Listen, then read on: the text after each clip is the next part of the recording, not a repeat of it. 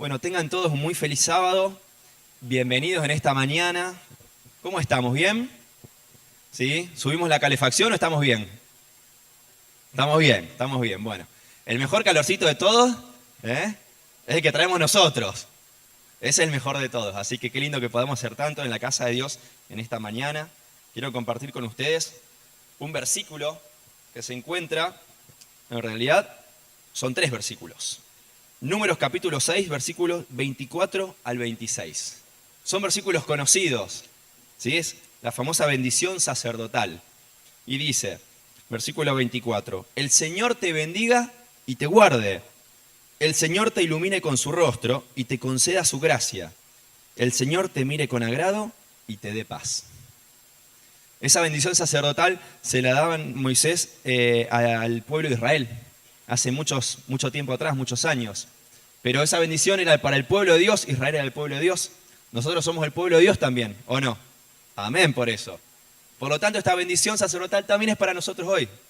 Qué lindo saber que Dios tiene guardadas estas palabras para nosotros cada vez que nos encontramos con Él. Así que sean todos muy bienvenidos a la casa de Dios en esta mañana, Iglesia de Rosario Centro. Le damos la bienvenida también a nuestros amigos que nos están viendo a través de YouTube. Ustedes saben que tenemos este canal fantástico de comunicación. Me voy a poner un poquito más arriba, así me ven todos, ¿sí? Así a la distancia, para los que están quizás con algún problemita de salud, los que están lejos, visitando familia, amigos, también nos pueden ver. Quiero dar la bienvenida. Perdón si me olvido de alguien, ya lo digo antemano, pero por allá atrás tenemos a Ofelia y a Sonia, que nos están viendo. Bienvenidas, un gusto tenerlas con nosotros también.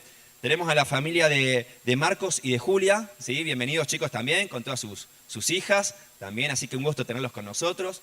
Bueno, por allá atrás, Rubén, Héctor, muchachos que ya están siempre firmes ahí. Son la banda del fondo ustedes, ya les vamos a poner ese apodo, si no se ofenden. Bienvenidos, un gusto también tenerlos. Bienvenido José, recuperado ya de su cirugía, de vuelta acá con nosotros también. Lo cuidamos, Vivi, ¿no es cierto? Sí, bien, bien ahí. Bueno, bienvenidos todos, bienvenidos los viajeros, aquellos que vienen un poco más lejos también, que han llegado también desde San Nicolás, gracias por estar con nosotros. Walter, Ariel, familia. Bienvenidos todos los que podemos estar en esta mañana aquí adorando a nuestro Dios. Vamos a dejarle ahora los minutos que quedan a Álvaro. Él va a tener el tema en esta mañana, así que le vamos a escuchar a él.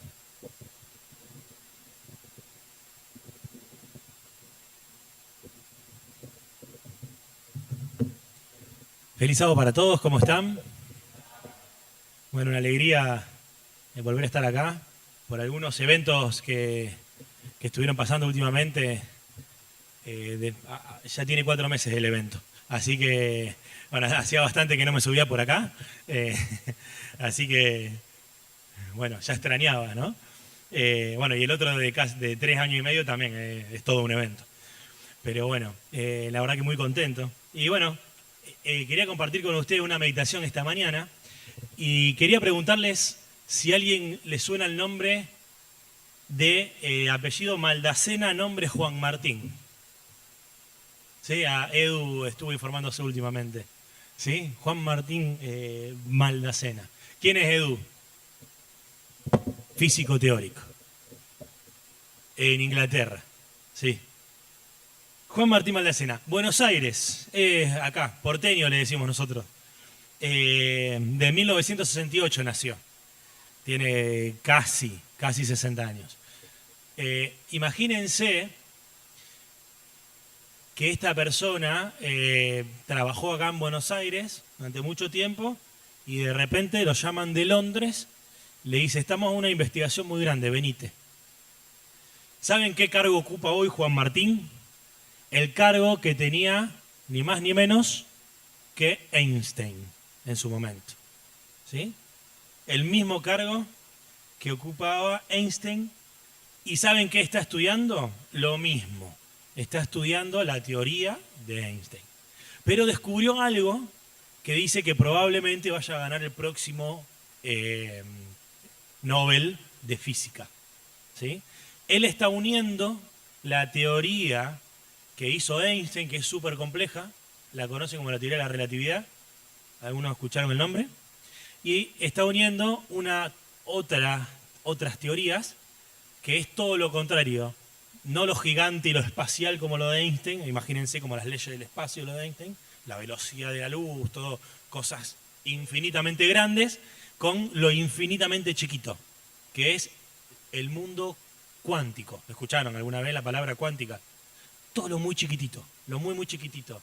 Vieron que el átomo está compuesto por los electrones, los protones y los neutrones, y los electrones, los protones y los neutrones están compuestos por los quarks, y los quarks ahora también hay cosas más chiquitas y más chiquitas y más chiquitas, y cada vez nos metemos más adentro. Bueno, ¿saben qué problema hay? Las leyes que nosotros conocemos de la física, de lo que es muy grande, de la teoría de Einstein, es totalmente distinto y no sirve para lo muy chiquitito. Estoy intentando hablarlo para que me lo entienda Bruno también, ¿no? ¿Se entiende? La teoría de las leyes que gobiernan lo muy grande no sirve para lo que gobierna lo muy chiquitito y viceversa. Bueno, este señor, Juan Martín, está logrando unir estas leyes, estas teorías y explicarlo. Básicamente es intentar explicarlo. Eso es lo que hace un físico teórico, ¿no? Y hace experimentos, demostraciones y todo lo que puede, que está a su alcance. Lástima que la tecnología que hoy en día tenemos es muy difícil medir lo tan grande o lo tan chiquito que representan estos dos mundos. Entonces está muy en el mundo de lo teórico por ahí. Pero bueno, dice que es uno, en esta materia, es el número 1 del mundo, ¿no? Venimos con argentinos bastante resaltados últimamente. Se está dando a conocer Argentina. Pero bueno, es un genio entre genios. Y bueno, todavía está en pleno proceso. Pero bueno, a lo que voy es que en la ciencia hoy en día hay muchas cosas que no entendemos. Muchísimas cosas. Hay, por ejemplo, en la cotidianidad del día a día, bueno, el otro día Cami me preguntaba por 10ª vez, más o menos desde que nos conocemos, che, tiene esas preguntas existenciales Cami, mi esposa, pregunta, che, ¿cómo funciona el microondas? ¿No? ¿Nunca se lo preguntaron? ¿Nunca se preguntaron cómo funciona el microondas? ¿Qué pasa ahí? Bueno, ya me lo preguntó varias veces. Y a ella le encanta que yo le explique eso y después me lo vuelvo a preguntar porque no sé si le queda guardado, porque capaz que ni le importa en realidad. Cuando me pongo teórico no le gusta quizás.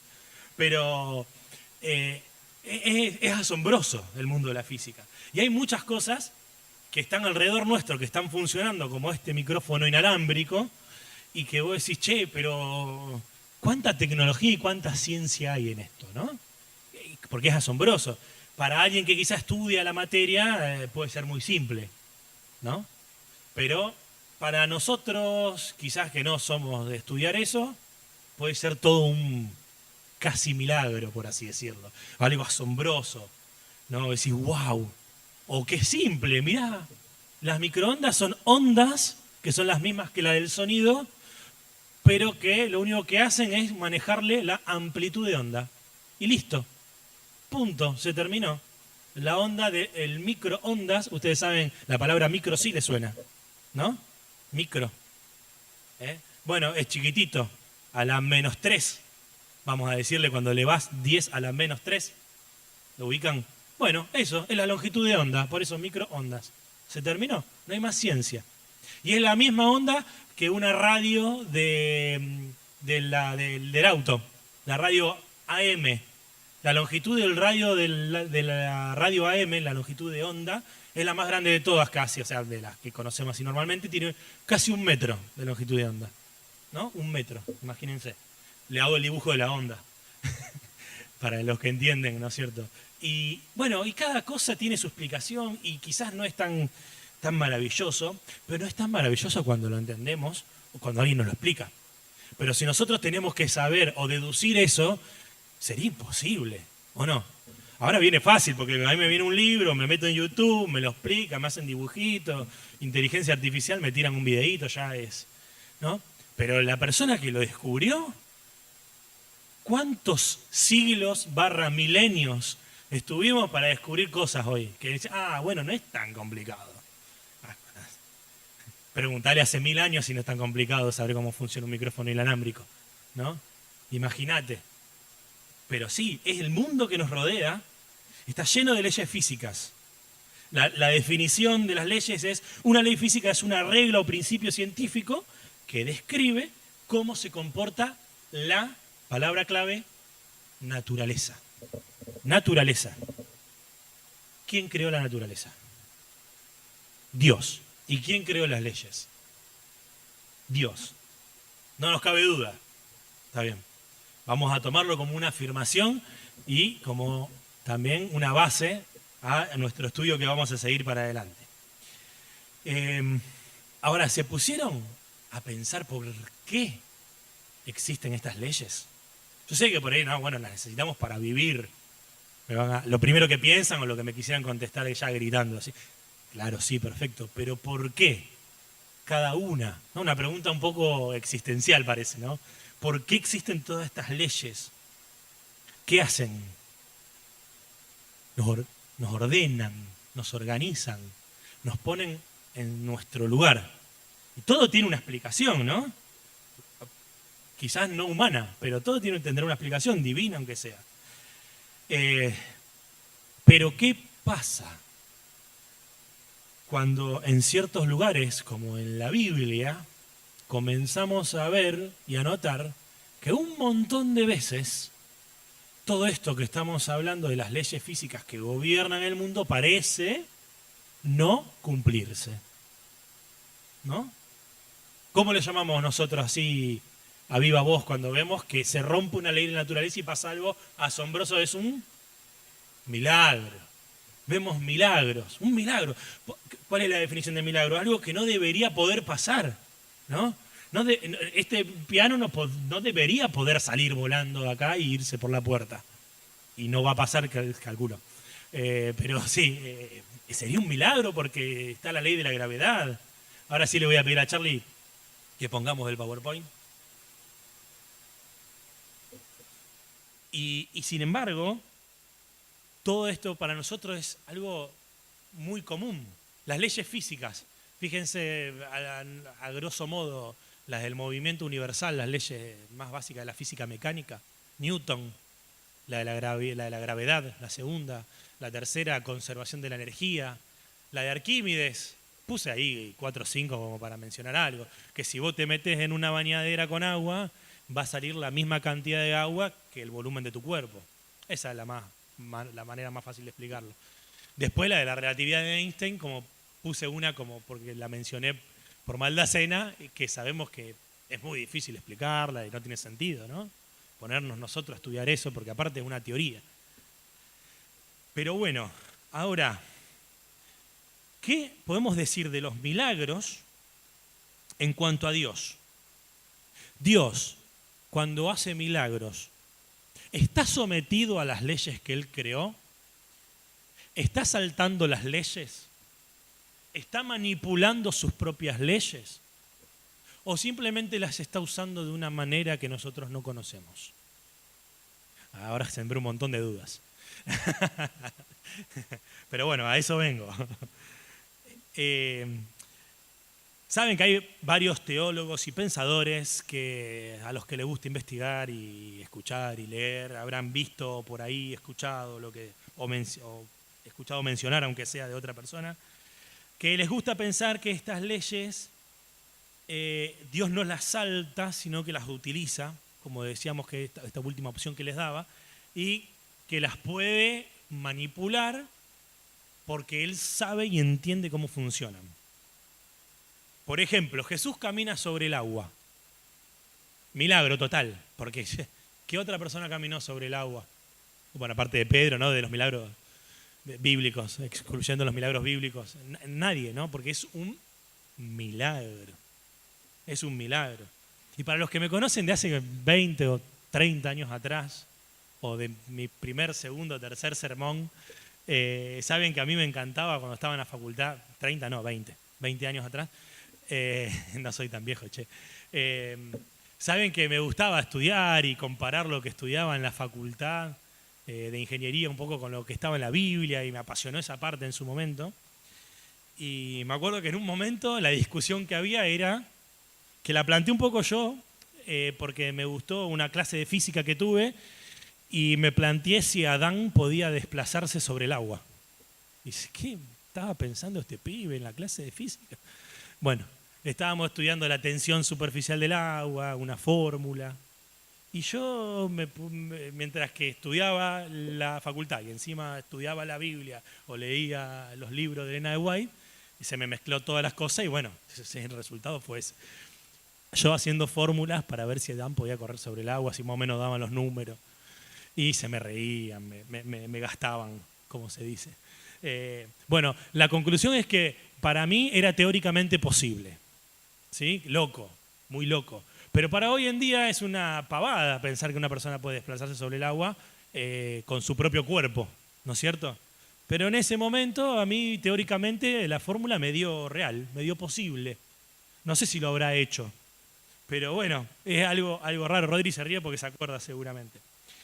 Otro milagro que podemos ver es la ascensión al cielo. La ascensión al cielo de Jesús se rompe otra ley física, por lo que nosotros creemos, porque una persona se empieza a elevar en el aire volando y Jesús seguía siendo humano y se fue así, nos cuenta la Biblia que se empezó a elevar en el cielo y se fue, desapareció en las nubes, se fue volando y eso no, la gravedad no te lo permite hacer, por lo que nosotros sabemos de la gravedad, ¿no? Curaciones, detención del sol y la luna en Josué 10:12, separación del mar rojo de Moisés, Josué también separó el agua, el horno de fuego ardiente, sobrevivir en un horno a millones de grados sin quemarte un pelito. ¿Cuántos milagros hay en la Biblia? Ya se le deben haber ocurrido, mientras que mencionaba unos 20, 30 más seguramente a ustedes. ¿Qué pasaría si nosotros en la edad de Jesús aparecemos volando en helicóptero?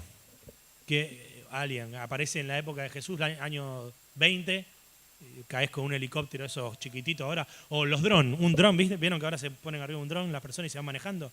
Imagínate que te caes con un dron y te van manejando un dron. ¿Qué van a pensar las personas? Este es un extraterrestre, es magia, es todo menos ciencia para ellos. Imagínate, ¿cómo va a explicar eso con la ciencia? No tenían ni idea de lo que era casi la ciencia todavía en ese momento. O que apareces con un teléfono y lo llamás a la otra parte del mundo, a tu amigo, a tu familiar, y aparece la carita y estás hablando así. ¿Con quién estás hablando? ¿Con este ladrillo? ¿Vos estás hablando con una persona de otro lado del mundo? ¿En vivo? Sí. Re común para nosotros. Imagínense para alguien hace 2000 años atrás. Magia. Algo inexplicable.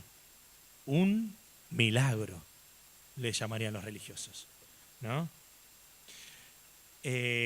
Fíjense una cita de la educación.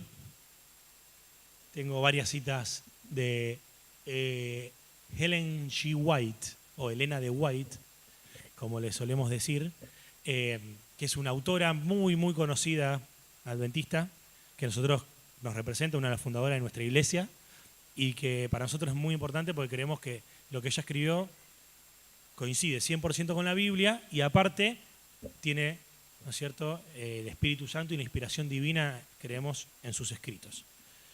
Dios no anula las leyes ni las contradice. Está muy sacada de contexto, quizás después vamos a estudiar un poquito más profundo el contexto de esta cita. Dios no anula las leyes ni las contradice. No deshace la obra del pecado. ¿A qué estamos haciendo referencia aquí? Yo no me acuerdo, sí, pero no sé si lo van a poder leer. Dice, en la producción de las mieses terrenales, Dios obra un milagro cada día. Por medio de agentes naturales se realiza la misma obra que fue hecha al alimentar la multitud. Fíjense, nos está hablando como que Dios realiza milagros constantemente. Los hombres preparan el suelo, siembran la semilla, pero es la vida de Dios la que hace germinar la simiente. Es la lluvia, el aire, el sol de Dios lo que lo hace producir. Primero hierba, luego espiga, luego grano lleno de espiga. Es Dios quien alimenta cada día los millones con las mieses de esta tierra. Los hombres están llamados a cooperar con Dios en el cuidado del grano y la preparación del pan. Por eso pierden de vista la intervención divina. No dan a Dios la gloria que se debe a su santo nombre, atribuyen la obra a su poder, causas naturales o instrumentos humanos. ¿Por qué? Porque tomamos que las leyes naturales ya están plantadas acá y como si Dios no interviniera. Pero nosotros sabemos que sí interviene Dios. Todo el tiempo. Acá nos está diciendo que es un milagro constante. Quiere decir que estas leyes Dios las está manteniendo a cada momento que transcurre. ¿Se entiende?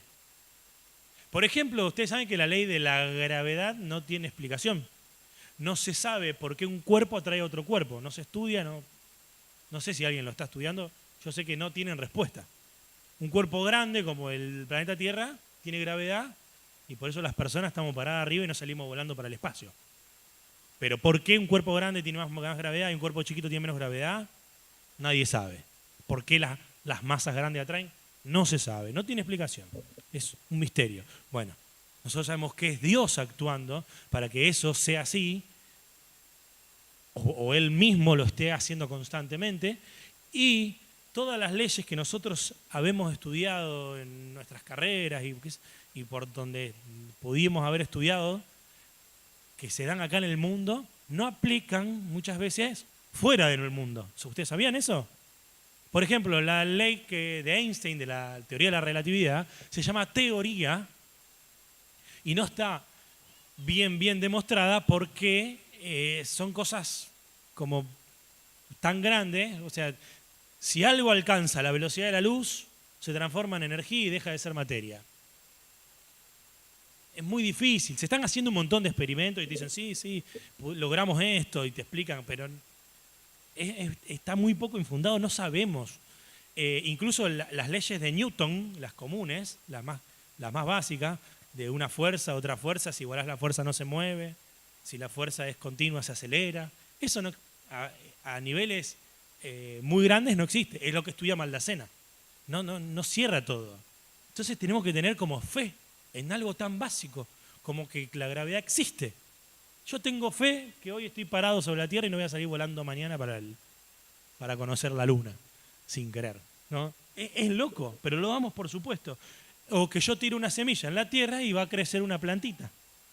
¿Cuál es la delgada diferencia entre algo natural o sobrenatural? ¿Saben cuál es? El conocimiento que se tenga sobre eso. ¿Y sí?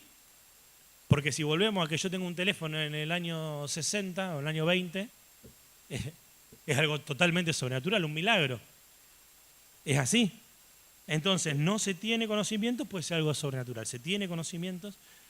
Ahora, si la mayoría no tiene conocimiento sobre algo, un milagro. Ahora, hablando un poco del fenómeno causa-efecto, ¿no? ¿Algo conocen la palabra causa-efecto? Sí. Si yo tiro, dejo caer esto, por la gravedad, que va a seguir estando, calculo, va a caer al piso. ¿No? Causa-efecto. Yo lo solté, cayó al piso, obvio. Con esta, ¿no es cierto?, causa-efecto que nosotros hoy en día podemos hablar, déjame un poquito porque se me movió la...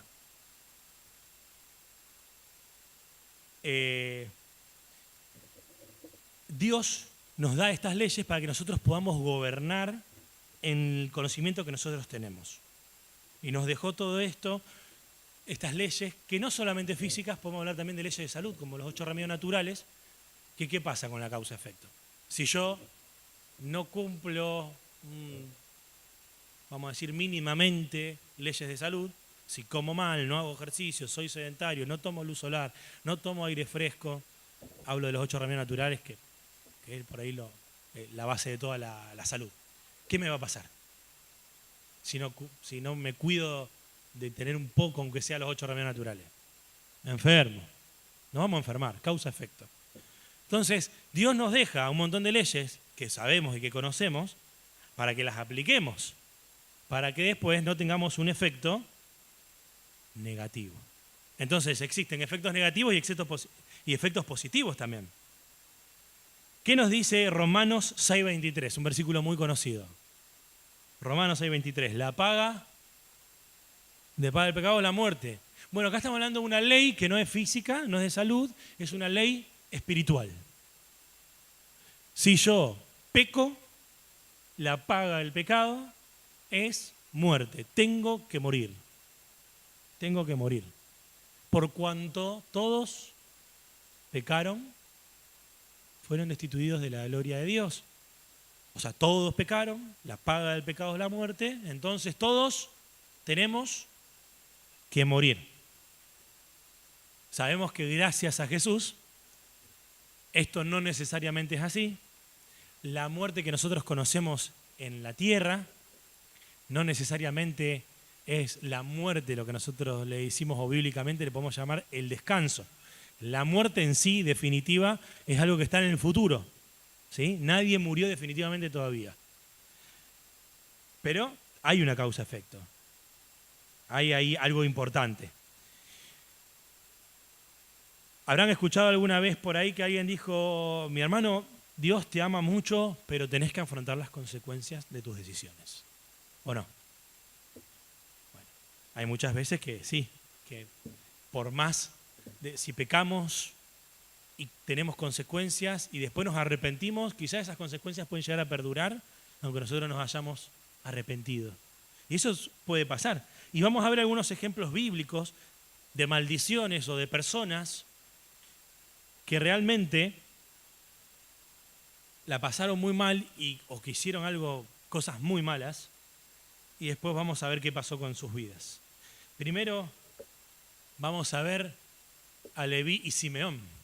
La historia de Génesis 49:5. Se las parafraseo un poco para no leer así todo, pero ¿se acuerdan más o menos qué pasó? Que Leví y Simeón, que eran los hermanos de... Se me fue el nombre de la hermana. Dina. Dina. Y resulta que a Dina la tomó una persona a la fuerza y la ultrajaron. La hicieron su esposa. Y después encima se enamoró esta persona, Siquem, y fue a pedir su mano a su papá, a Jacob. Fue a pedir su mano. Y le dijo, me quiero casar con Dina. Y bueno, Jacob aceptó, pero acá hubo dos personas que dijeron, sí, está todo bien. Pero no estaba todo bien. Leví y Simeón. Saben que se enojaron mucho y obraron muy mal. Les dijeron, bueno, como vamos a hacer familia, ¿saben qué? Ustedes, como nosotros tenemos obviamente que el poder más fuerte era Israel, de los dos. Entonces le dijeron, ustedes circuncídense todos, porque es nuestra costumbre y vamos a ser como una gran familia. Le dijeron Leví y Simeón. Y ustedes saben que hay un periodo de debilitación, los médicos saben más, después de la circuncisión, donde un periodo de debilitación, donde quedás muy débil, como no sé si, yo calculo que por los métodos de salud que habían tenido en ese momento, deben haber estado enfermos, con fiebre quizás, no lo sé. Pero bueno, dice muy débiles. Y ahí fueron Leví y Simeón, ¿y saben lo que hicieron? Mataron a todos los hombres. A todos. Arrasaron una ciudad. No sé qué población habrá tenido. Obviamente no deben haber sido miles, porque si no, no hubieran ido dos. O no sé si habrán llevado también gente, pero la Biblia habla de ellos dos. ¡Qué pecado tan grande! Enorme. ¿Y saben lo que dice ahí, que les puse Génesis 49:5? Es la profecía cuando está a punto de morir Jacob, que hace una profecía sobre sus 12 hijos, ¿se acuerdan? Fíjense lo que dice de Simeón y de Leví. Dice, son hermanos, armas de iniquidad, sus armas. En su consejo no entre mi alma, ni mi espíritu se junte en su compañía, porque en su furor mataron hombres y en su temeridad desjarretearon toros. Maldito su furor que fue fiero y su ira que fue dura. Yo los apartaré de Jacob y los esparciré en Israel. Y esta profecía se cumplió. Ustedes saben que ¿quiénes fueron los dos que no tuvieron territorios propios de los 12 hijos? Simeón y Leví. Dice, no, pero Simeón sí tuvo. Leví, los levitas, desparramados por 40 y pico de ciudades por todo el territorio de Israel. Pero los de Simeón tenían, sí, pero los de Simeón tenían algunas ciudades dentro del territorio de Judá y no tenían no tenían límites definidos. No tuvieron un territorio. Incluso después Judá se lo fagocitó, se lo comió a Simeón a lo largo de la historia después. Los únicos que no tuvieron herencia de tierra definida cuando se repartieron las tierras, ¿no? Se cumplió la profecía de Jacob, que pasó muchos años después, ¿no? Pasó después de los 400 años de la profecía, vino Moisés hasta que llegó Josué y después se conquistaron las tierras. Medio milenio pasó y se cumplió al pie de la letra. No recibieron territorio propio. Otro ejemplo, Moisés, resumiendo, 40 años en Egipto, se va a desaprender 40 años más en el desierto de Madián, porque tenía que reaprender y desaprender muchas cosas, ahí Dios llevando la historia. Y 40 años, después que deberían haber sido 40 días, pero fueron 40 años vagando por el desierto.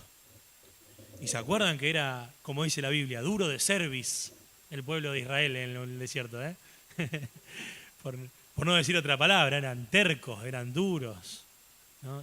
Hoy también le decimos hijos del rigor, aparte, porque si no caían truenos, la tierra se abría, o fuego, o cosas así, no entendían. Tenía Dios que usar métodos muy fuertes para que entiendan. Pero al final, Moisés, ¿cómo se le dice? ¿El padre de qué a Moisés? De la paciencia. No, el padre de la paciencia, Moisés. 40 años en el desierto con esta gente. Y wow, ¿qué pasó al final? Cuando tenía 120 años Moisés. ¿Qué pasó? Le erró. Y ahí vemos, yo quería poner la cita entera, más o menos se lee. En vez de hablarle a la roca como Dios le había mandado, le pegó 2 veces con la vara.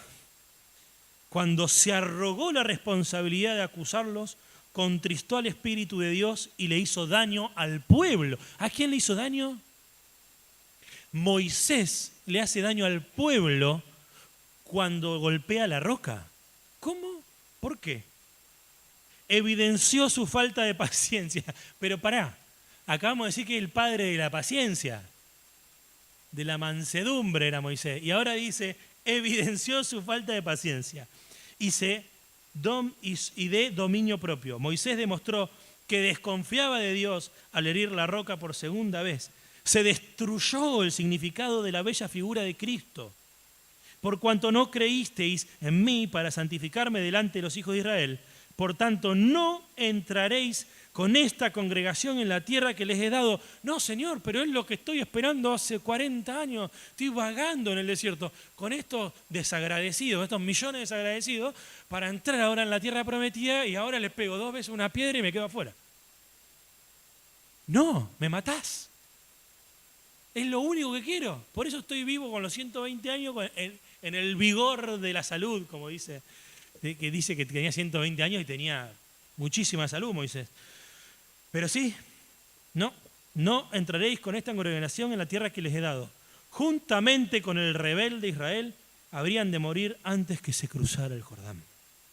El Señor después aceptó su arrepentimiento, aunque por la causa y efecto, por la causa del daño de su pecado que éste pudiera ocasionar entre el pueblo, no podía Dios remitir el castigo de Moisés. Leyes que Dios tenía que cumplir. Leyes que Dios cumplió. Un lío tremendo lo que hizo Moisés. No, pero hizo tac, tac y nada más. No, pero la representación, la repercusión que podía tener esto en el pueblo de Israel era grandísima y no lo entendemos, porque no sabemos qué hubiera pasado si. Dios solo sabe. Pero Dios le dijo, esto es grandísimo. Si vos no tenés ahora un efecto de esta causa, puede perjudicar muchísimo. Por lo tanto, no podés entrar. Otro, Elías. Conocemos la historia, se enfrenta a los profetas de Baal, a los 400 profetas de Baal en el Monte Carmelo. ¿Se acuerdan la historia? Estaba la reina Jezabel, que estaba básicamente gobernando, porque acá mucho parece que no pinchaba, sino que lo manipulaba Jezabel. Bueno, y hacen la ofrenda, Elías solo contra el mundo, ¿se acuerdan? El reino de Israel del norte. Y Elías contra el mundo le dice, vamos a ver quién es el Dios Baal, si Dios o Baal. y están ahí, meta, pedirle a Baal que descienda fuego del cielo y nunca cae, agarra a Elías, hace ascender fuego del cielo. Claro, Elías solo contra el mundo, mojen el becerro, le tiraron agua, los otros habían estado no sé cuántas horas, días ahí intentando que caiga fuego del cielo, nada. Llega Elías, hace una oración todo mojado, todo en las peores condiciones que podía, él solo, ¡pum!, fuego del cielo. Saca pecho Elías. Mirá, ¿quién es Dios? Pero un poco de crédito también nos pega, ¿no? Sabemos que es obra de Dios, pero bueno, Elías, ¿cómo se habrá sentido en ese momento? Ahora, un gran momento espiritual. Pero cuidado, incluso después de esos altos momentos espirituales que podemos tener también nosotros, incluso después de que volvemos a un retiro espiritual, después de que tenemos un gran encuentro personal con Dios por alguna situación, porque quizás Dios nos ayudó de algo impresionante, nos hizo un milagro en nuestra vida, nos curó de una enfermedad, nos resolvió un problema magnífico, lo que sea, agradecemos a Dios, estamos un día entero leyendo la Biblia y en oración, en comunión con Dios y todo, pero después quizás al otro día, frentazo al suelo y ¡pum!, caes y de vuelta. Señor, estoy en lo peor, te volví a fallar, hice de vuelta lo mismo. ¿Cómo puede ser? ¿Y Elías qué hizo? ¿Qué pasó después de todo eso? Tuvo miedo, huyó, desconfió de Dios, tomó una decisión propia y mató a los profetas de Baal. En un celo ahí de quizás de orgullo propio, o no sabemos cómo habrá sido, pero le faltó la fe. Y Elías, por faltarle una vez la fe, redujo la obra de su vida. La carga que había llevado en favor de Israel era pesada. Fieles habían sido sus advertencias contra la idolatría nacional. Profunda su preocupación cuando durante 3 años y medio de hambre esperó una señal de arrepentimiento del pueblo. En el monte Carmelo estuvo solo de parte de Dios. La idolatría fue derribada por el poder de la fe y la lluvia dio testimonio de las lluvias de bendición que aguardaban para ser derramadas sobre Israel. Luego, cansado y débil, huyó ante las amenazas de Jezabel. Y solo en el desierto deseó morir, deseaba morir. A ese punto llegó. Nosotros le decimos hoy depresión. Una depresión que solamente te puede dar el gran acusador, Satanás, que te dice, ¿cómo podés ser tan vil, tan pecador? ¿Cómo podés faltarle tanto a Dios? Decís que sos cristiano, vas a la iglesia, haces el culto, lees la Biblia y volvés a caer en el mismo pecado vez tras vez. Te das cuenta lo que sos. Y caemos en la depresión. Elías cayó en la depresión. Sabemos que Eliseo después le dice, mirá, ¿qué quiero? El doble de tu Espíritu Santo. Ojalá pudiera tener el doble de tu Espíritu Santo, como diciendo, el Espíritu Santo que tenía Elías era algo asombroso. Pero Elías cayó en la depresión. Le había, dice, luego cansado y débil huyó y deseaba morir. Le había, en rojo, faltado la fe. A Elías le faltó la fe. Hace unos días atrás había estado en el monte Carmelo solo, orando para que cayera fuego del cielo, y por la fe Dios actúa ese milagro. No podría completar la obra que había empezado. Causalidad. No podría completar la obra que había comenzado. Y fíjense lo que dice, Dios le ordenó que ungiera a otro profeta en su lugar. La consecuencia de Elías es que tuvo que dar un paso al costado como profeta. Porque tuvo miedo, porque le faltó la fe en un momento, porque se fue. Pero fíjate todas las cosas grandes que había hecho, el tiempo que había predicado, y hay un montón de milagros que no están mencionados acá. Resucitó un muerto Elías, pero le faltó la fe. Y Dios le dijo, pará, no, pero fue solo Señor. No, te faltó. A Moisés perdió la paciencia, pum, paso al costado, no pudo entrar. Elías, te faltó la fe, causa, efecto, paso al costado. Puede afectar a la posteridad, puede afectar al pueblo de Israel, puede afectar la espiritualidad de los hermanos que te rodean. Causa, efecto, paso al costado, ungilo a Eliseo. Fuertísimo. Elías no era viejo, no era tan grande. Moisés por él tenía 120 años. Elías era relativamente joven. No, da un paso al costado.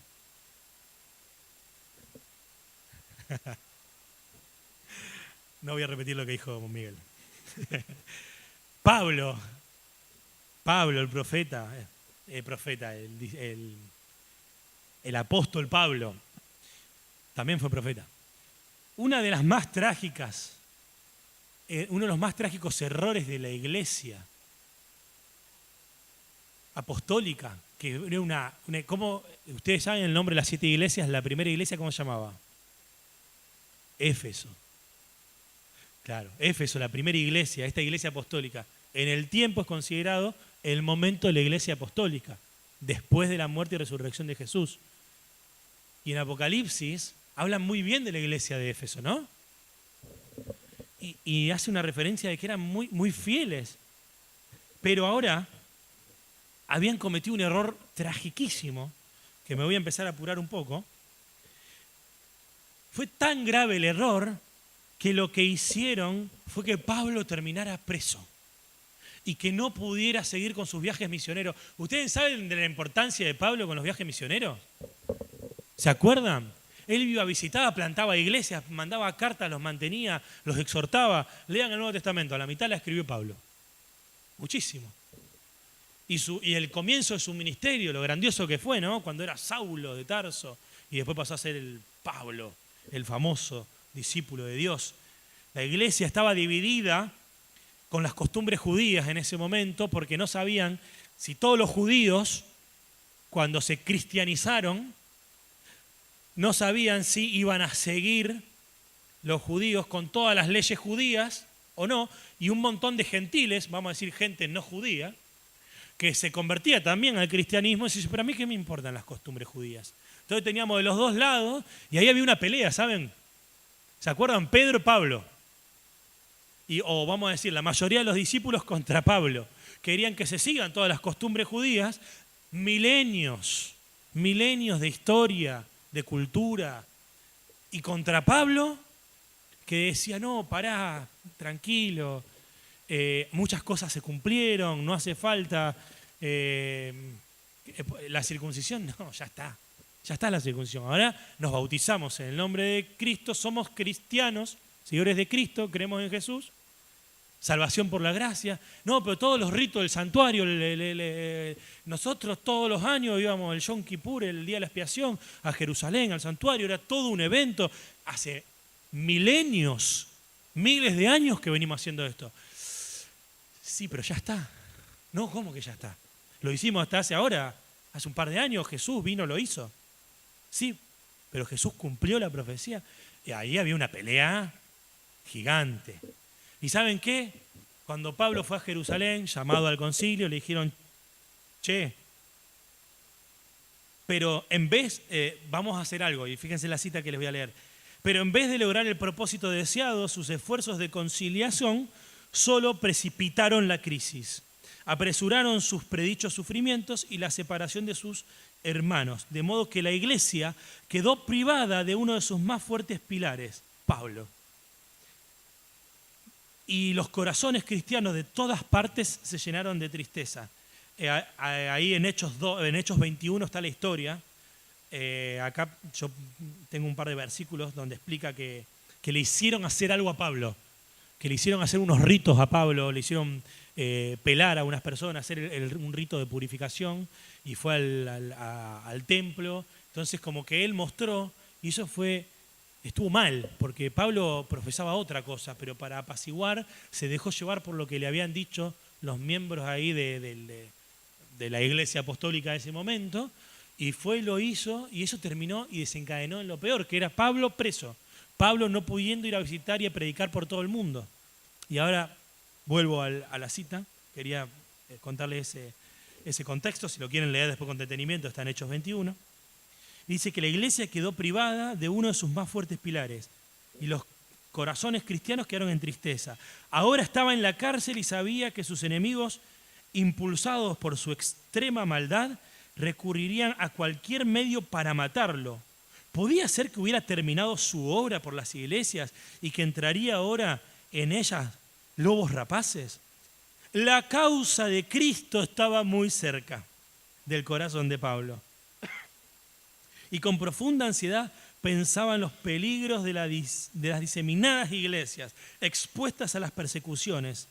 Pensaba en los peligros expuestos a las persecuciones de hombres tales como los que habían encontrado en el concilio del Sanedrín. Imagínense cuando lo metieron preso, cuando fue ahí el Sanedrín lo puso preso cuando fue al templo de Jerusalén. Angustiado y descorazonado, lloró y oró. Estaba Pablo, que también entró casi en depresión, porque parecía que se le había terminado su ministerio, que Dios le había encomendado hacer, porque él estaba persiguiendo a los cristianos. Y cuando él cambia de ser Saulo a Pablo, tenía un trabajo gigante que hacer y él no escatimaba esfuerzo. Estamos estudiando ahora en Corintios, en la lección de escuela sabática, cómo él, ¿no es cierto?, estaba, como las cartas que le mandaba justamente a los corintios, cómo estaba todo el tiempo instigándolos a que mejoren, a que sean mejores, a que dejen de hacer el mal, a que se aparten. Intentaba a todos, porque después vemos todas las cartas que escribió, y Pablo los amaba. Quería que esas personas fueran a Dios y fueran parte de la iglesia. Pero solo por algunas poquitas personas que le dijeron, che, Pablo, venía a hacer esto, privaron al mayor predicador quizás del momento que tenía la iglesia apostólica de su trabajo, que no era su trabajo personal, no era hacer tiendas, era el trabajo de Dios. Y lo privaron a Pablo. ¿Qué tienen en común estas 4 historias? Parecen muy duras, como que las consecuencias fueron durísimas, porque ahí quizás Pablo se llenó de hipocresía también cuando hace esto. Porque él dice, no, él estaba del otro lado. Y cuando él se deja llevar por estos miembros en el concilio de Jerusalén, él es un poco hipócrita. Porque él dice, no, sí, bueno, las costumbres judías, pero él no era lo que predicaba. Él ahí yerra, él ahí se equivoca, Pablo. Y parece como muy, muy fuerte el efecto que tiene haber decidido hacer esto. Y por unos pocos sufre toda la iglesia cristiana del siglo I. Sí, pero che, es muy fuerte esto. Ahora, esta cita que nosotros habíamos visto, que leí al principio, que dice, Dios no anula las leyes ni las contradice, no deshace la obra del pecado, está incompleta, porque tiene una parte 2. Y la parte 2 dice, Dios no anula las leyes ni las contradice, no deshace la obra del pecado, sino que ¿qué? La transforma por medio de su gracia. La maldición se convierte en bendición. ¿Cómo? Una cosa es que después zafe y no esté tan mal, y otra cosa es convertirlo en una bendición. Es como de lo peor a lo mejor. ¿Y cómo encaja en estas historias? Porque nosotros sabemos que después termina saliendo todo bien, porque ya las conocemos las historias. Pero cómo la maldición, específicamente la maldición, se convierte en bendición. ¿Cómo pasa eso? Y vamos a estudiarlas una por una, rapidito, y terminamos. Voy a acelerar un poco. Moisés se pasó de la raya, le pegó a la piedra, el significado, la metáfora que tenía del cuerpo de Cristo, que era la roca, la golpea 2 veces, eso significaba como que el sacrificio se iba a hacer 2 veces, por eso era todo un sacrilegio eso, ¿no? Estaba muy mal. Entonces, Moisés, bueno, Señor, ¿tengo que morir de verdad? Habrá preguntado Moisés en ese momento. Y sí, es la causa del pecado que cometiste. Pero 40 años estuve en el desierto soportando a esta gente y bueno, ¿qué va a hacer? Pero sí. Pero ¿saben qué? Dios ya saben lo que pasó en el monte, ¿no? ¿Ustedes saben qué pasó? Ahí en la cima del monte Nebo. Él sube una montaña solo a tener su última charla con Jesús, con Dios. Y Dios le da algo asombroso. Lo sienta en un sofá, vamos a imaginarnos, le pone un IMAX, la pantalla más grande que se les puede imaginar de cine, súper con el volumen al máximo, y le muestra una película. Che, ¿de dónde sacaste esto? Me van a preguntar. No, sí, está en Patriarcas y Profetas. Le puso la peli de su vida. ¿Quieren saber qué pasó en la peli? En la peli vio todo. No puedo poner acá la cita, es gigante, porque es muy largo. Son varias páginas del libro, del capítulo 43 de Patriarcas y Profetas. Todo el capítulo, básicamente, es la muerte de Moisés. Y cuenta cuál fue la película. Y la película fue toda la historia. Él ve desde ahí todo. Y se le presentó una visión panorámica de la tierra de promisión. Cada parte del país quedó desplegado ante sus ojos. No en un realce débil e incierto en la vaga lejanía, como viéndolo desde arriba de la montaña, sino en lineamientos claros y bellos que se destacaban ante sus ojos encantados.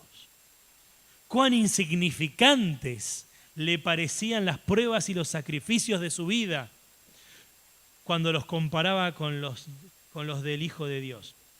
Cuán ligeros en contrastes con él, sobremanera alto y eterno peso de gloria.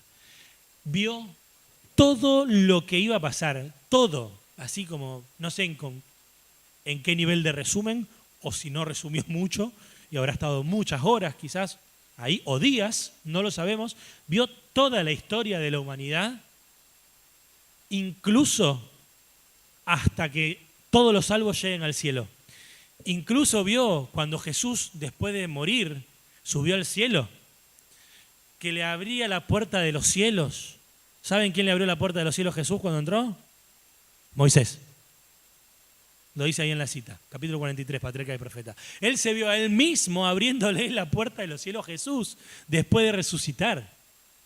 Y vio después todo lo que iba a pasar, y vio los 1260 años, todo lo que pasó en el oscurantismo, la Edad Media, vio en 1844 el chasco, vio la segunda venida, vio todos los salvos resucitar y irse al cielo, vio todo. Vio toda la historia en la mejor definición 8K del mundo, imagínense. Y después de eso, cuando terminó la peli, imagínense que volvió ahí a la cima del monte Nebo. Y vio ahí la llanura, pastito verde, arbolito. ¡Ay, qué lindo! Yo vengo de ver el cielo, vengo de ver el final, vengo de ver todo, vengo de ver el sacrificio de Jesús. ¿Qué me importan un par de hectáreas acá en el oriente del mundo?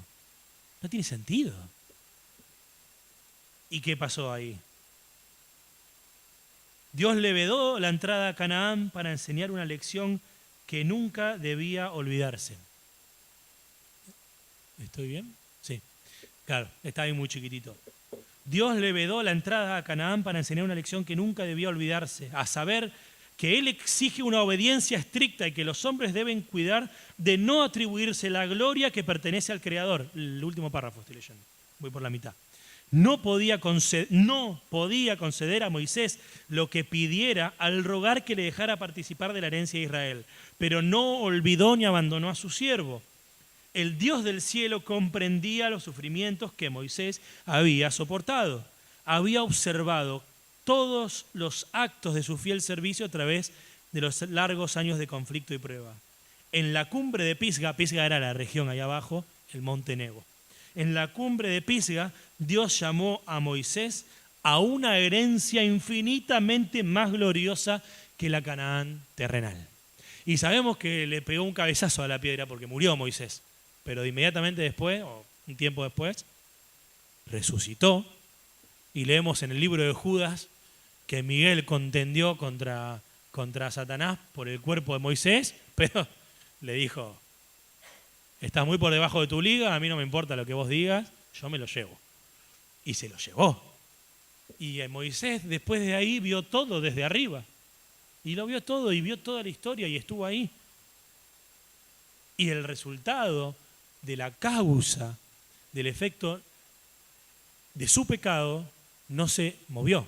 Fue igual el no poder entrar en la tierra de Canaán. Pero Dios transformó esa maldición en una bendición infinitamente mayor.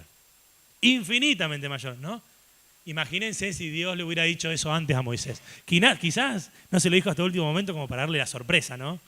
Le mostró toda la película, todo, y Moisés, oh, qué lindo, bueno, después de ver esto, realmente ya puedo morir tranquilo. Sí, vas a morir, pero no sabés lo que va a pasar después. Te venís conmigo al cielo, qué loco, ¿no? Elías dice, pero el Señor tuvo en cuenta el servicio sincero de su siervo. Elías no iba a perecer desalentado y solo en el desierto.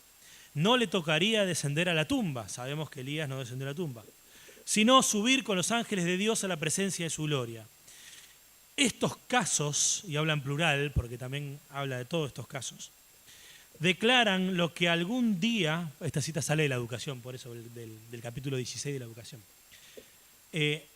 no le tocaría descender a la tumba, sino subir con los ángeles de Dios a la presencia de la gloria. En estos casos declaran lo que algún día comprenderá todo ser humano, que el pecado solamente puede acarrear vergüenza y pérdida, que la incredulidad significa fracaso, pero que la misericordia de Dios llega hasta las mayores profundidades, que la fe eleva al alma arrepentida hasta compartir la condición de hijos de Dios. Amén.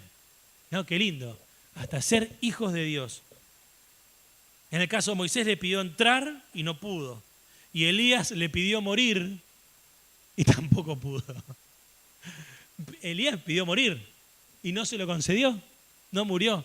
Pero ¿qué creen? Esa maldición se convirtió en una bendición infinitamente mayor. Vamos rápido a Pablo, apresado, llevado a Roma. ¿Murió en Roma? Ahí al toque, ¡pum!, lo mataron. No. Incluso, ¿saben qué? Nerón, que estaba ahí gobernando, dice que fue el peor, si no el peor de los Césares, ¿no? El peor de los Césares romanos, que Roma ya se identifica como la peor, ¿no es cierto?, de las civilizaciones, de los imperios.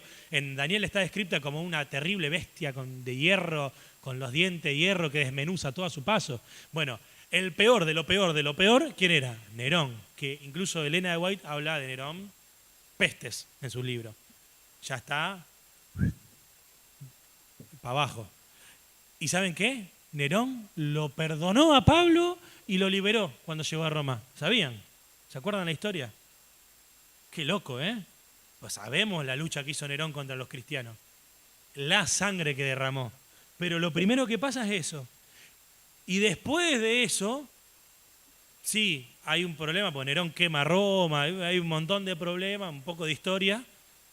Pero después vuelve Pablo, resumiendo, a la cárcel. Y sí, se queda en la cárcel. Y se queda para largo en la cárcel. Y vos decís, bueno, contame qué está bien acá. Bueno, Filipenses 1.12, Pablo dice con sus propias palabras lo que él piensa sobre este apresamiento. Dice, quiero que sepáis, hermanos, que las cosas que me han sucedido han redundado más bien para el progreso del Evangelio. ¿Cómo? Pero, ¿qué me estás diciendo? Estás preso, hiciste 3 viajes misioneros, levantaste no sé cuántas iglesias, convertiste a millones de personas, sos un crack. Está en todo el mundo ahora reavivándose en el cristianismo y vos me decís que ahora preso en Roma fue para bien. A ver, explicame un poquito más. Versículo 13. De tal manera que mis prisiones se han hecho patentes en Cristo en todo el pretorio y a todos los demás. Y la mayoría de los hermanos, cobrando ánimo en el Señor con mis prisiones, se atreven mucho más a hablar de la palabra sin temor. ¿Se entienden? Estaban todos como descansados, así, esperando que Pablo predique. Lo meten preso a Pablo. ¿Y el resto? Activa. Che, no está mal, pastor Pablo. ¿Qué hacemos? Jesús dejó una tarea. Nos dijo una cosa en Mateo 28, 19. Muchachos, vayan y ¿qué? Prediquen y bauticen en el nombre del Padre y del Hijo. Lo único que tienen que hacer es ir a predicarle a todo el mundo de Cristo. Y Pablo está preso. Él es el que iba a predicar a todo el mundo. ¿Y ahora qué hacemos? No, muchachos, vamos, todos a predicar. Y así dice que salieron todos a hablar sin temor. Y Pablo, ¿saben qué puso? Se puso una oficina en Roma. ¿Sabían? Se armó un escritorio, ahí ahí en la cárcel, una sillita, le traían la comida, tenía el service, ahí venía, all inclusive era. Le traían la comida, comía, no tenía que ni cocinar, pum, la oficina, la cama, lo único que hacía que era escribir, escribir, escribir, escribir y mandar y mandar y mandar. No perdía ni un minuto caminando ni subiéndose a una mula, ni a un caballo, nada. Ni a un barco, nada. Full, ahí ministerio escribiendo. Y Dios tenía ese plan para él. Y sabemos lo que hizo Pablo desde ahí. Y cuánto que repercutió. Les voy a leer la cita. Y desde Roma envió consagrados obreros a trabajar. Él enviaba. ¿Entienden cómo él administraba? Consagrados obreros a trabajar no solo en aquellas iglesias, sino también en campos que él no había visitado. Estos obreros, como prudentes pastores, intensificaron la obra, también comenzada por Pablo, quien se mantuvo informado de la situación y peligros de las iglesias por la constante correspondencia con ellos, de suerte que pudo ejercer prudente inspección sobre todos. Así, aunque aparentemente ajeno a la labor activa, Pablo ejerció más amplia y duradera influencia que si hubiese podido viajar libremente de iglesia en iglesia como años anteriores. ¿No? Impresionante. Porque claro, si Pablo estaba viajando por todo el mundo y vos le querés mandar una carta a Pablo y no tenemos celular, no tenemos WhatsApp, ¿cómo hacemos? ¿A dónde mandamos la carta? ¿Cómo le llevas un mensaje a Pablo? Tenés que salir a cruzarlo por ahí o mandar mensaje para todos lados a ver si le llega. ¿Y cuánto tiempo pasa? Ahí Pablo en su oficina, esa sabían que iba derecho ahí. ¡Pum! A la oficina de Pablo. Llegaba al toque y Pablo mandaba. Llegaba, mandaba. Llegaba, mandaba. Se armó ahí terrible oficina y de ahí administró todo y dice que fue mucho mejor que si hubiera estado como años anteriores predicando. La maldición se convierte en una terrible bendición también. Sabemos que Pablo termina muriendo en esa cárcel, preso, pero muy contento, feliz, y parece que estaba cómodo, porque nadie lo mató, ¿no? Murió de viejo Pablo. Ah, a Pablo lo mataron, sí. Perdón, me confundí con Juan. Sí, a Pablo sí lo mataron. Juan, que también estuvo preso, no. Bueno, pero hizo el trabajo que tenía que hacer. Y eso es lo importante, que fue el resultado. Ahora, la última historia, que en realidad fue la primera, que le dejé, la de Leví. De la cuarta, ahora ya vimos las otras tres, pero ahora quedó la última. Leví, bueno, voy a volver para atrás para que no lean, porque todavía no les voy a leer la cita. Fue el peor de todos. El peor de los dos hermanos. El más asesino, vamos a decirle. El que peor había hecho, porque no solo que había estado con José que lo había tirado al pozo, sino que después de grande había hecho esto con Simeón. Y vemos ahora sí la cita que dice: las características de Leví reflejadas en sus descendientes acarrearon sobre estos el decreto de Dios.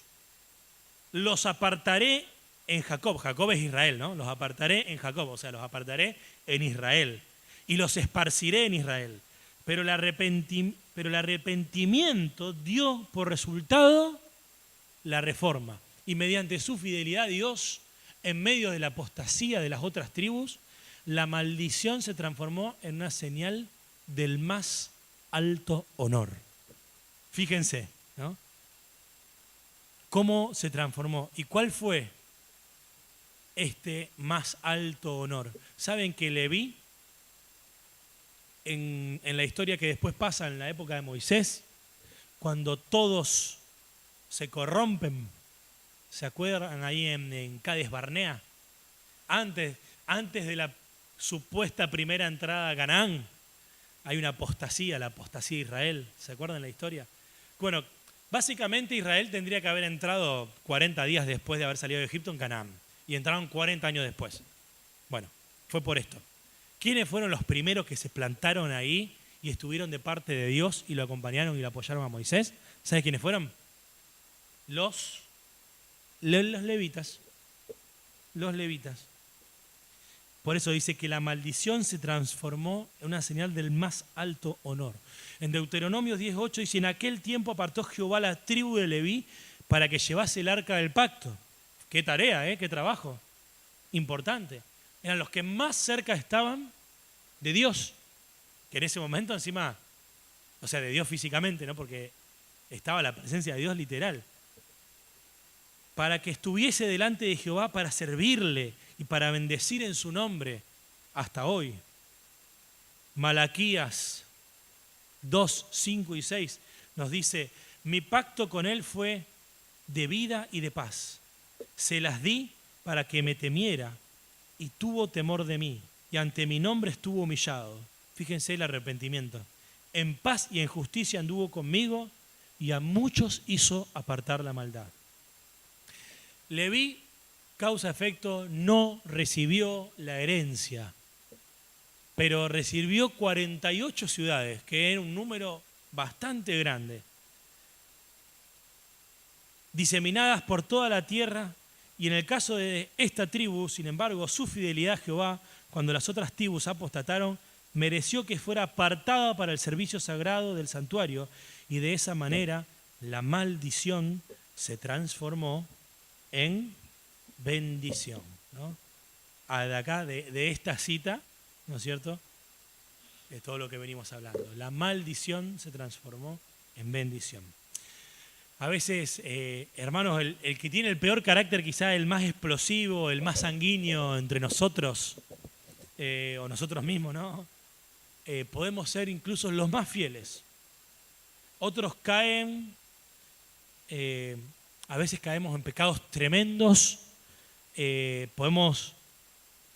Los que peor caen son los que mejor se pueden levantar y ser los más sensibles después, y los que mejor pueden ayudar a su prójimo. Muchas veces también el que tuvo el fracaso más estrepitoso, es el que después tuvo que vivir la vida más humilde, y es el que después puede llegar a inspirar más a un hermano o a una persona necesitada. ¿Cuál es nuestro gran error? ¿Cuál es tu gran error? ¿Cuál es tu peor rasgo? ¿Qué es lo peor que te define, lo peor que te pasó, lo peor que hiciste? Todo eso, compárenlo con estas historias, compárenlo con Leví y Simeón, ¿no? Comparen con estas historias de la Biblia, con la historia de David, y díganme si no hay redención, ¿no? Y díganme si todas estas personas que erraron tanto y hicieron tanto mal, incluso a muchas personas, como Leví y Simeón, que asesinaron un genocidio, una tribu entera, después se arrepintieron y transformaron la maldición en bendición. Dígame si nosotros no podemos hacer lo mismo hoy. ¿Y de qué dependió eso? ¿Por qué pasó? ¿Cómo se transformó la maldición en bendición? ¿Qué fue lo que hizo esto? ¿Te dejaron solo alguna vez? ¿Te engañaron? ¿Fracasaste? ¿Qué pasó? ¿Te dejaron clavado? No importa. Todos tienen algo en común. Volvieron a Dios con fe renovada, con pactos personales renovados, que volvieron a Dios con más fuerza todavía de la que se podrían haber imaginado, para llevar a logros que incluso, imagínense, Pablo dice, ¿qué más logro podría haber Pablo pensado cuando fue apresado de lo que había hecho? No, mayores logros todavía se podían hacer. Dios puede hacer milagros. Él puede cambiar nuestro destino para bien.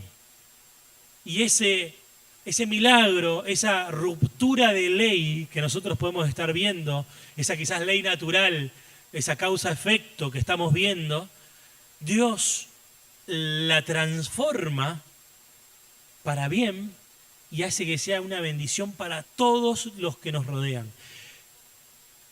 Pero acordaste que quizás la causa que tuvo un efecto no pasó. Porque Pablo murió, pero él logró algo grande. Moisés también tuvo que morir, recibió.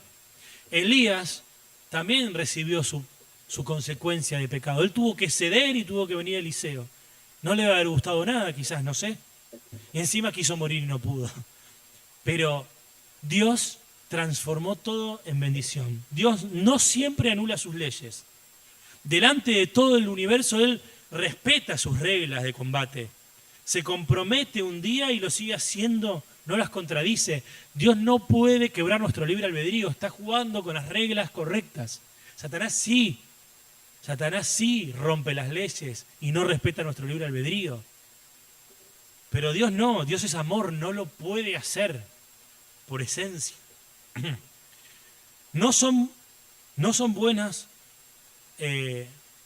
por ahí todas las cosas que vamos a enfrentar en nuestra vida, todos los problemas. Mañana, todos los días vamos a seguir teniendo un montón de dificultades en nuestra iglesia, en nuestra familia. Pero cuando tenemos arrepentimiento genuino, la gracia de Dios es capaz de transformar a cualquiera, de cualquier cosa y por cualquier cosa que haya pasado, lo que sea, puede transformar cualquier consecuencia negativa, incluso la misma consecuencia y el efecto, de una maldición en algo maravilloso, en un milagro, en una bendición. Que cada uno de nosotros en nuestra vida podamos tener esto en cuenta. No importa qué haya pasado, si Dios está con nosotros puede transformarlo, lo malo, en una bendición. Amén. Cerramos con una oración.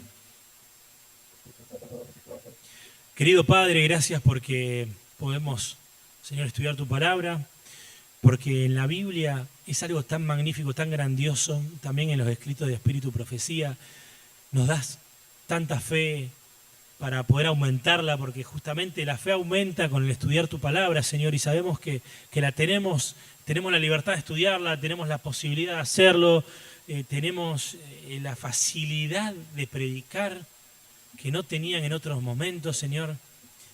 Queremos que, aunque hayamos hecho un montón de cosas malas, aunque hayamos pecado, queremos que transformes nuestra vida milagrosamente y que conviertas todas nuestras maldiciones y todos los efectos negativos que tenemos en nuestra vida en bendición para nosotros y para los que nos rodean. Te lo pedimos de corazón, Señor, que tu Espíritu Santo more en nosotros, perdona todas las veces que te hemos fallado en nuestros pecados y guíanos en el futuro a poder bendecir a otros. Te lo pedimos en el nombre de Jesús. Amén.